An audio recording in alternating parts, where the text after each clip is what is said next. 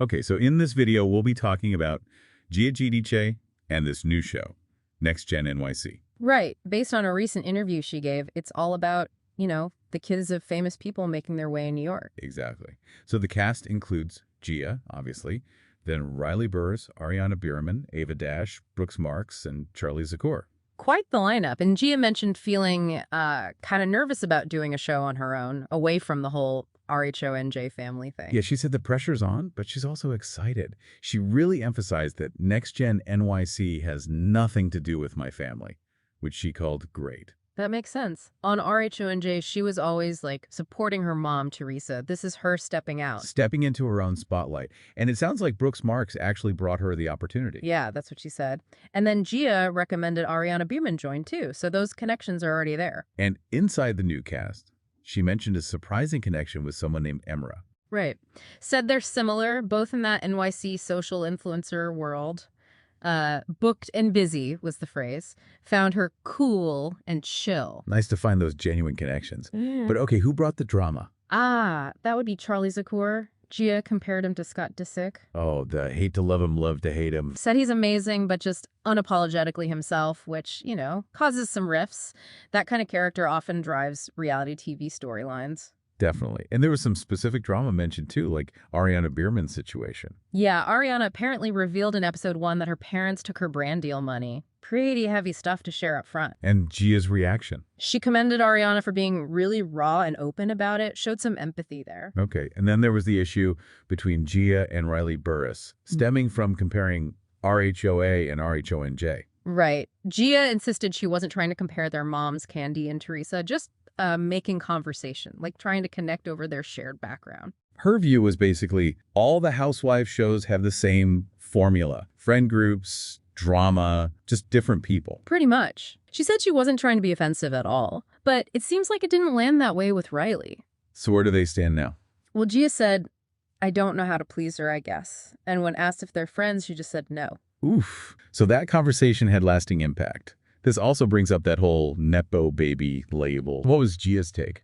She was pretty straightforward, said, I get it. Compared it to other celebrity kids, saying they're dealt certain cards, they didn't choose it. And she defended using those opportunities. Totally. Basically, why knock us for taking advantage of it? She feels grateful, but thinks the criticism is just haters being haters. It's a common perspective, acknowledging the advantage, but framing it as seizing opportunity. Right. And speaking of family, she talked about her relationship with her mom, Teresa. Said the protectiveness is mutual. She steps in when things aren't true or mom's hurting. Exactly. And believes Teresa feels the same. The biggest lesson from her mom about reality TV. Just be herself. She even referenced the table flick as Teresa being authentic. So does Teresa miss RHONJ? According to Gia, yeah, definitely. She's an OG. It's a part of her. Wants to go back, apparently doesn't want to end on the sour note. And the big question, could Gia become a housewife herself someday? Gia thinks it might be Andy Cohen's dream for her to come full circle, be grandfathered in. She even pictured it. Imagine me on Housewives and my mom as a grandma. It's a fascinating prospect, right? The ultimate generational shift for the show. It really points to this path for reality TV kids. Okay, next update we have about Kyle Richards and Mauricio Umansky. Their separation is still playing out very publicly. And it sounds like Mauricio's dating life is a source of frustration for Kyle. Yeah, an article reported she's pretty fed up with how public he's being about it. Wishes he'd grow up. Apparently called his PDA-filled romances pathetic. But the source clarified. It's not just that he's dating. She apparently sees the photos of him with different women as kind of a running joke. So what's the main issue then? The kids. The source said Kyle hates that the girls have to open social media and see their dad acting like he's in his 20s again. Okay. That makes sense. Thinking about Alexia, Sophia, Portia, and Farrah seeing all that online constantly. Exactly. It adds that whole layer of how public breakups affect the family, not just the couple. It's got to be tough, co-parenting under that kind of spotlight. So how is Kyle handling it now? It sounds like she's trying to detach. The report says she's not going to engage in the drama with him anymore. Just keeping her distance. Yeah, basically rolling her eyes, keeping distance, focusing on her own stuff. Thankful he's not her responsibility anymore, was the quote. Sounds like she's drawing a boundary, even if it still bothers her for the kids' sake. And this isn't exactly new, right? No, definitely not. Yeah. She talked about it at their reunion, how seeing those Mykonos photos of him kissing Nikita Khan was very jarring. Right. And she said he apologized, but also got a tongue lashing from the daughters. The 4 other Kyles, as she put it. So this public behavior and how it hits the family, it's been an ongoing thing. Clearly. And these new reports just show it's still a point of tension. Okay, next update we have about Summer House.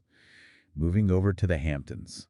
Quite a bit happening there, too. Romance buzz, cast changes. Yeah, let's start with the romance side. There are whispers about Carl Radke and maybe Venita Aspen from Southern Charm. Oh, what's the story there? Well, an article pointed to a photo on TikTok, showed them looking pretty cozy together at some event. Interesting. And for Carl, this is, what, about a year since the whole thing with Lindsay Hubbard? Yeah, he broke off their engagement back in August 2023.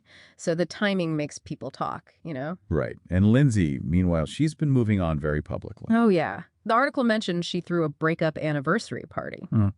Okay, that's definitely a statement. But she's also shared bigger news on Instagram, talked about the past year being about healing, hitting goals. Like what?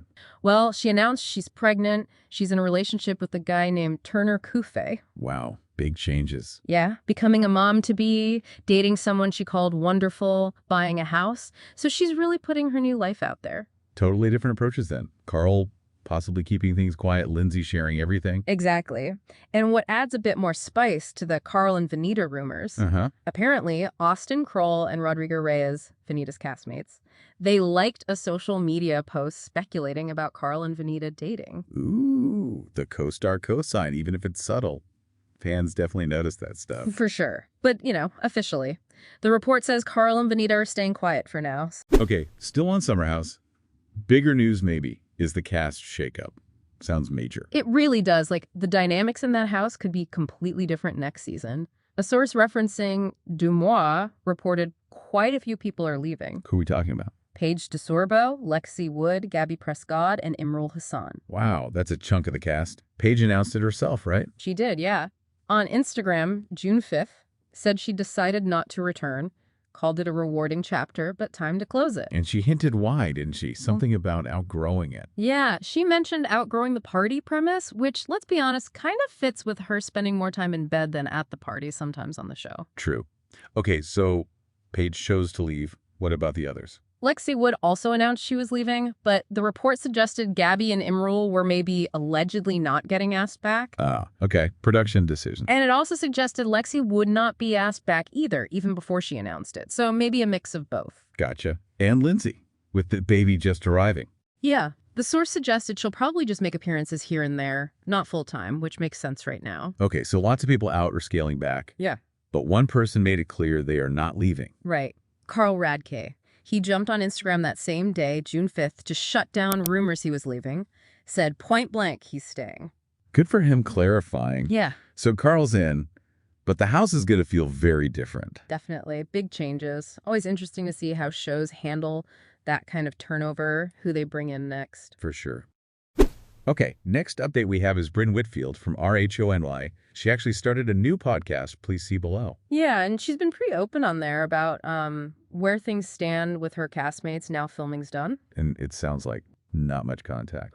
Well, according to the articles, yeah, very little. She apparently mentioned just like a couple of texts with Jessel and Aaron. That's it. Wow, since filming wrapped, that's kind of surprising. It is. And when they asked if she wants to talk to the others, she just said, I don't know.